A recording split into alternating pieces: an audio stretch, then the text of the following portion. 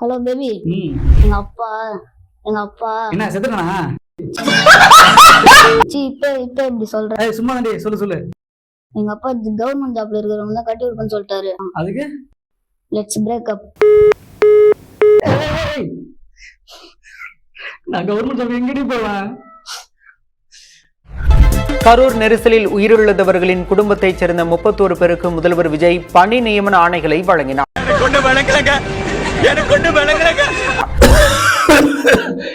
எவ்வளவுதான் முட்டு கொடுக்குது எனக்கு இளைய தளபதி விஜய் தாக்கப்பட்டாரா மாட்டேங்குது. நீ முட்டு கொடுத்தது போதும். எங்க கூட்டு போன சொன்ன? எங்க மாநாட்டுக்கா? தெரியல. கன்ஃபார்ம் போட்டு தரோம். தளபதி தளபதி தளபதி தளபதி. ஐயோ அம்மா குத்தி விட்டாடா. என்ன ஜோக் காட்டுறீங்களா? என்ன ரங்கா ஜோக் காட்டுறீங்களா எல்லாரும்? நான் தான் உங்களோட மாமா கௌரி. இன்னைக்கு நம்ம எதை பத்தி பார்க்க போறோம் அப்படின்னு பாத்தீங்கன்னா, தமிழ்நாட்டுல புதுசா ஒரு கட்சி ஓபன் பண்ணிருக்காங்க. அந்த கட்சிக்கு நம்ம கண்டிப்பா சப்போர்ட் பண்ணியே ஆகணும். அது காரணம் என்ன அப்படின்னு கேட்டீங்கன்னா, நம்மளோட நாட்டோட முதுகெலுமே பாத்தீங்கன்னா விவசாயம் தான். ஸோ அந்த விவசாயத்துக்கு வந்து பாத்தீங்கன்னா நம்ம திரையுலகில் நிறைய வந்து அவர் புரட்சி பண்ணியிருக்காரு. அது அப்படியே வந்து நம்மளோட நிஜ வாழ்க்கையிலுமே அவர் ஆட்சியிலுமே நம்மளுக்கு கொடுப்பாரு அப்படின்றத நம்புறேன். அதுக்காக தான் நான் வந்து உங்களை சப்போர்ட் பண்ண சொல்றேன். என்னென்ன சொல்றான் பாருங்க. கம்பி கட்டுற கதையெல்லாம் எடுத்து போடுறாங்க.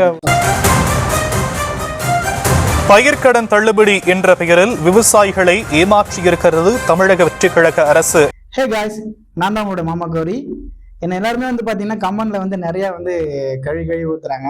அது ஏன் அப்படின்னு பாத்தீங்கன்னா, நான் முன்னாடி புதுசா ஒரு கட்சிக்கு நம்ம சப்போர்ட் பண்ணணும், அதுவும் விவசாயத்துக்கு வந்து ரொம்ப சப்போர்ட் பண்ணுவாரு அப்படின்னு சொல்லி தான் நான் உங்ககிட்ட சொல்லியிருந்தேன். அது இப்போ வந்து பாத்தீங்கன்னா அவர் கொடுத்த அறிக்கையில வந்து பாத்தீங்கன்னா நிறைய மாற்றங்கள் இருக்கு. கண்டிப்பா அது நடக்கும். செக்கில ஆட்டின சுத்தமான உருட்டு. அது நீங்க கேட்ட மாதிரி அடுத்த ஒரு பேர்லயுமே உங்களுக்கு நல்லபடியா வரும்னு நான் நம்புறேன். ஸோ நீங்க வெயிட் பண்ணுங்க. ஏன்னா வந்தே 50 நாள் தான் ஆகுது. அதுக்குள்ளே நம்ம இந்த அளவுக்கு நம்ம அவளை போர்ட்ரேட் பண்றது ரொம்ப நல்லா இருக்காது.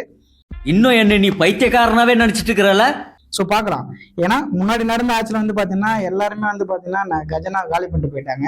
அதனால அவர் வந்து பார்த்தீங்கன்னா உங்களுக்கு ஏமாற்றதே தரக்கூடாதுக்காக உங்களுக்கு இந்த அளவுக்காவது கொண்டு வந்திருக்காரு. ஸோ இது வந்து யாராலுமே முடியாது, அதுவும் 50 நாள்ல. ஸோ பார்க்கலாம் நெக்ஸ்ட் என்ன பண்றாரு அப்படின்றத நம்ம பார்த்துக்கலாம்.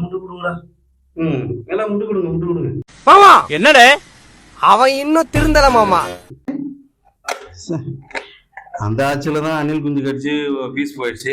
இந்த ஆட்சியில ஐயோ ஆட்சின்னு சொன்னவனே போயிடுச்சா? என்னடாது ஃபீஸ் கேரட் அவனே பிடிங்கிட்டு போயிருப்பாங்களுக்கு.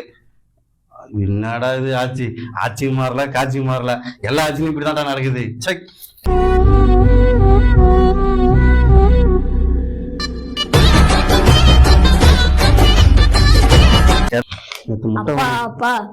என்னப்பா சொல்லுமா? நீ யாருப்பா ஓட்டு போட போற? நான் ஸ்டாலின் அங்கிளுக்கு ஓட்டு போட போறோமா?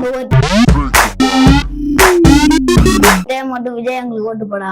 ஆமா விஜய் அங்கிளுக்கு போடணும். சொல்லுங்க. விஜய் அங்கிள் சூப்பரா டான்ஸ் ஆடுவாரு. சரிம்மா, நான் ஒரு டான்ஸ்க்காகவே நான் ஓட்டு போடுறேன். ஆட்சி அமைஞ்சதும் பெண்கள் பாதுகாப்பை 100% உறுதி செய்வோம். கும்மிடிப்பூண்டியில் பாலியல் வன்கொடுமை செய்யப்பட்ட குழந்தை சிகிச்சை பலனின்றி பலியாகியிருக்கிறது. தமிழகத்தில் கடந்த 24 மணி நேரத்தில் 21 பாலியல் குற்றங்கள் அரங்கேறியுள்ளன. இதில் 11 போக்சோ வழக்குகளும் அடங்கும்.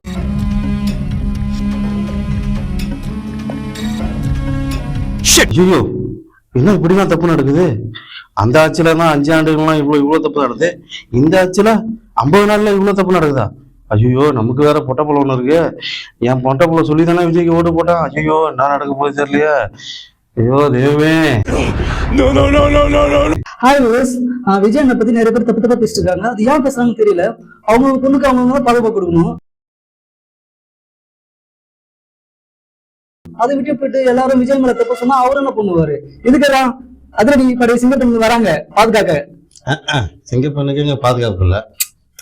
இந்த மாதிரி அரிய வகை வீரனங்கள் டிவி கேபிள் மட்டுமே வாழுமாம்.